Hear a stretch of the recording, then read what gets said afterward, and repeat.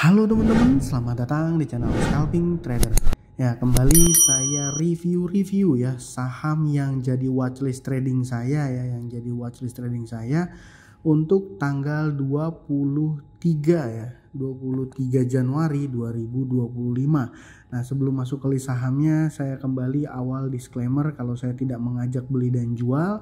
Jadi keputusan beli dan jual itu ada di tangan teman-teman masing-masing ya. Saya hanya share analisa saham saya seperti itu.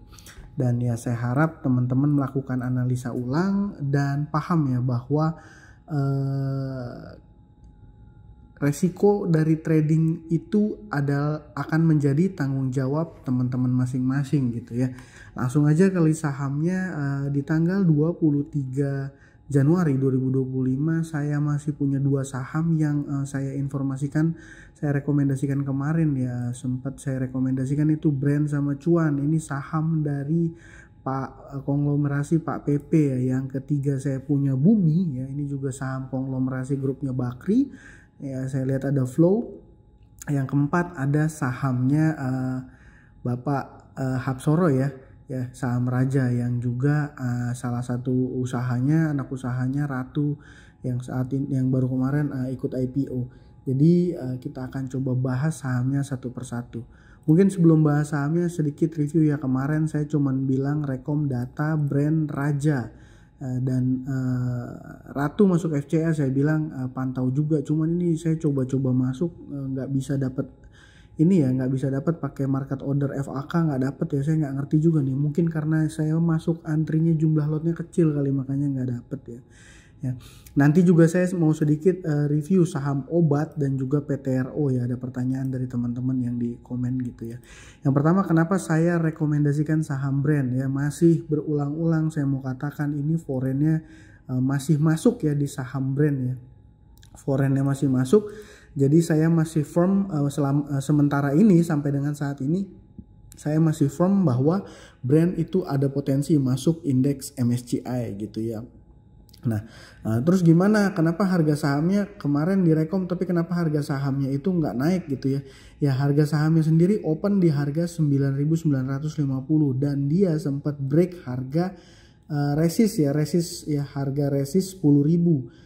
Biasanya round robin resist ya, atau bisa dibilang angka bulat ya, angka psikologis bulat. Biasanya yang bulat-bulat tuh jadi resist atau support kuat gitu ya kalau secara analisa teknikal. Dan mungkin kita tunggu aja kalau seandainya dia bisa break resist psikologis 10.000 ini ya mungkin saham Brand akan naik geraknya kencang gitu ya. Jadi saham Brand menurut saya masih di watchlist. Yang kedua, saya masih nge-watchlist juga saham Cuan. Kenapa saham Cuan ya? Data transaksinya menurut saya masih so-so dan cenderung oke gitu ya.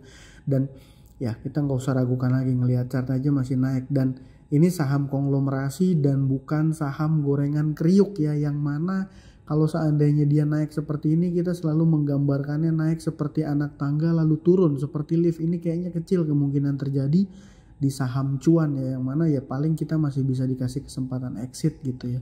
Jadi saham Cuan ini saya masih pegang barang, saya tradingin gitu ya. Saya pakai level-level support dan resist di chart intraday gitu ya, cara trading saya di saham Cuan. Yang ketiga, saya punya saham Bumi. Wah, kenapa nih saham Bumi ini menarik? Yang pertama, ketika market opening tadi pagi ya, saya ngelihat ini saham Bumi di HK lumayan besar ya.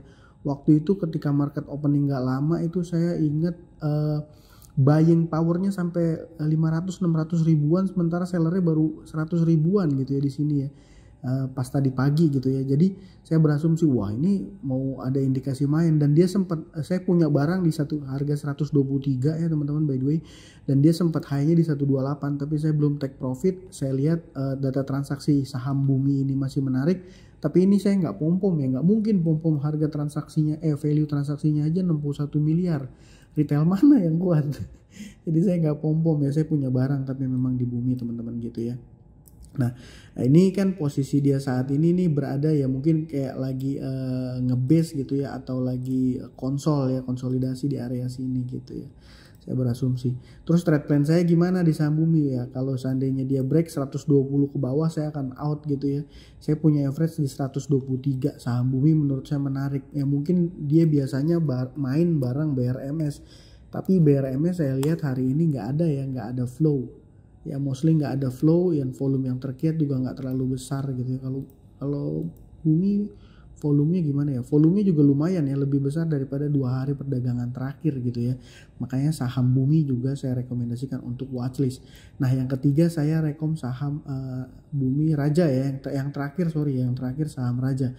Ya sebenarnya hari ini saya pribadi nggak main di saham raja, dia saham ini sempat dibawa turun ya, merah dan dia kembali naik akhirnya dan closing di area sama harganya seperti harga kemarin gitu ya. Dan kalau secara chart ini tidak usah diragukan, ini sahamnya ya uptrend kuat ya. Kalau pola kayak gini uptrend kuat, malah kalau seandainya merah akan bisa jadi potensi, biasanya akan bisa jadi potensi ya saham retrace di saham uptrend yang ada retracement atau pullback gitu ya, ya menarik untuk dicari posisi entry. Dan menurut saya saham raja ini masih oke lah ya.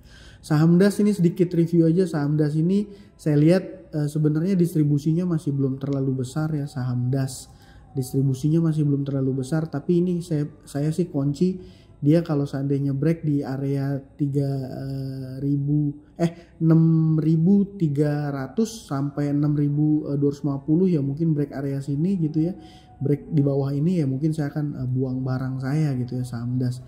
Ya mungkin sedikit review, kemarin ada dari teman-teman yang nanya saham PTRO gimana prospeknya. Ini saya sampaikan berdasarkan hasil analisa data transaksi ya. Kalau secara chart kan terlihat ini masih belum patah tren ya, belum membuat lower low gitu ya. Nah, tapi kalau kita lihat data transaksinya gimana di tanggal 22 Januari ya. Ini mostly broker retail ya, XCAZ di sini nih ada di kiri nih. Dan saya biasanya kurang begitu suka ya. Broker retail itu kalau ada di kiri atau di sisi buyer. Kenapa? Ya berarti yang ngegerakin saham itu, yang nge-buy saham itu adalah retail kecil gitu ya. Di tanggal 21 gimana?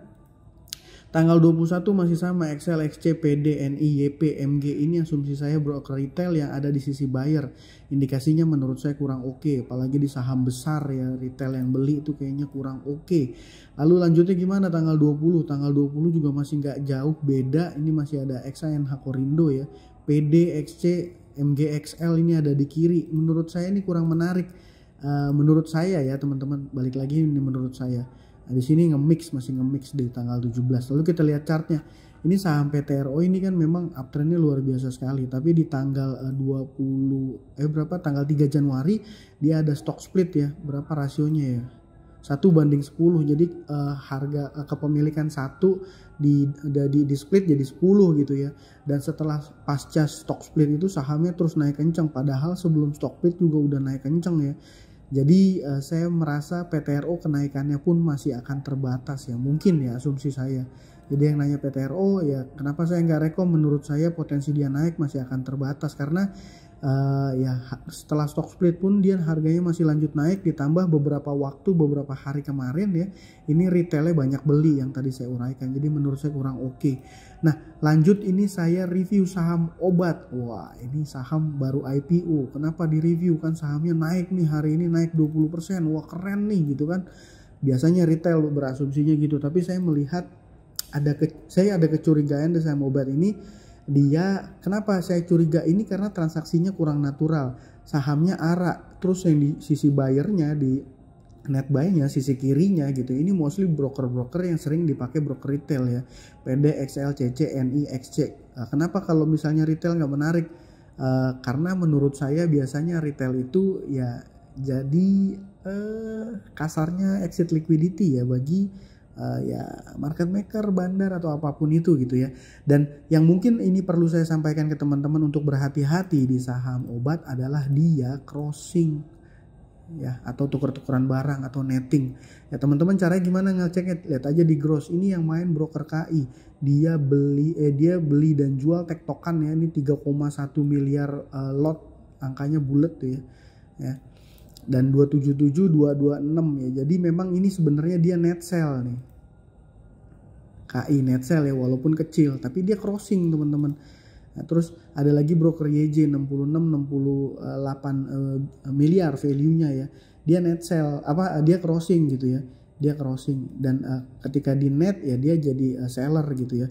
Lalu ngapain dia crossing ya? Biasanya yang pertama dia meng-create fake volume, asumsi saya, untuk memancing ya untuk memancing mungkin pelaku pasar, bot foreign, atau mungkin ya pelaku pasar lah ya, bot foreign juga yang dia pengennya banyak yang nge-HK saham dia. Nanti polanya kalau saham yang kayak gini, saya berasumsi ya, balik lagi saya bisa salah dan saya tidak membicarakan mengenai emiten, saya hanya mengomentari pergerakan harga sahamnya. Dan menurut saya kalau saham polanya kayak gini, ketika nanti dia turun itu naiknya pakai tangga gitu ya, khawatirnya nanti ketika dia turunnya pakai lift.